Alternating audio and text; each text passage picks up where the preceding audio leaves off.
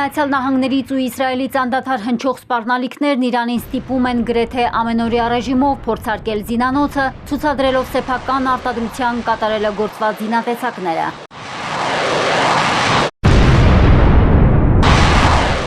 Իսլամական Հանրապետությունը հաջողությամբ արձակել է Ղասեմ Բասիր բալիստիկ նոր հրթիռը, որի հեռահարությունը 1200 կիլոմետր է։ Սա նահատակ Հաջ Ղասեմ բալիստիկ հրթիռի արդիականացված տարբերակն է։ Այս հրթիռի մարտագլխիկի կառուցվածքը զգալի փոփոխությունների է ենթարկվել, ինչը թույլ է տալիս ավելի արդյունավետ մանևրել եւ խուսափել հակահրթիռային պաշտպանության համակարգերից։ Այն դիմացկուն է ռադիոէլեկտրոնային պատերազմի մեջ։ Հրթիռը բազմաթիվ թիրախներից կարողանում է գտնել այն, որն անհրաժեշտ է եւ խոցում է առանց նույնիսկ 1 մետր շեղման ու առանց GPS նավիգացիոն համակարգի։ Պաշտպանության նախարար գեներալ Ազիզ Նասիրզադեն սպառնացել է հզոր հարվածներ հասցնել ամերիկյան ռազմակայաններին եւ զինված ուժերին, եթե Վաշինգտոնը կամ Թել Ավիվը որոշեն հարձակվել Իրանի վրա կամ պատերազմ պարտադրել։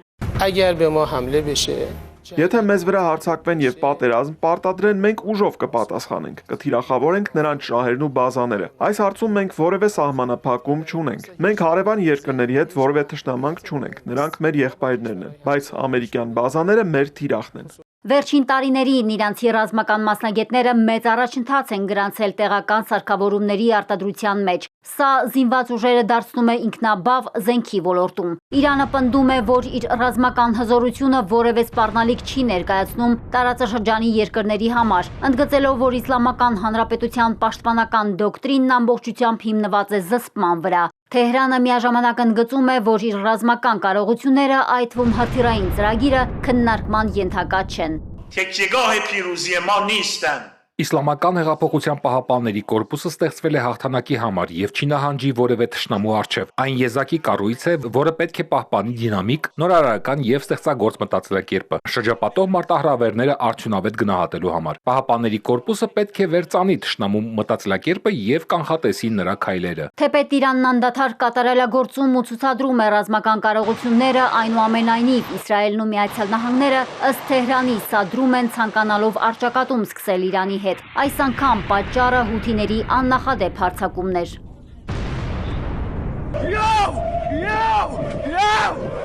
Մեկնաբանելով Թել Ավիվի Բեն Գուրիոն միջազգային օդանավակայանի հրթիռակոծությունը, Իսրայելի վարչապետը հայտարարել է, որ Իրանն է կանգնած Եմենի հութի ապստամբների Անսար Ալլահ շարժման գործողությունների հետևում։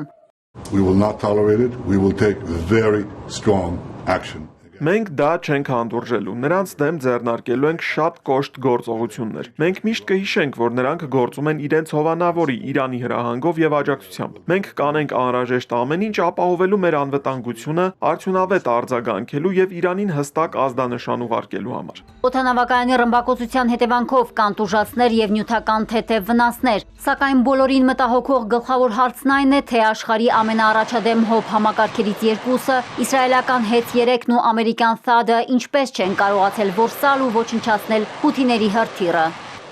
Մարիկ Օստանյան, Էպիկենտրոն։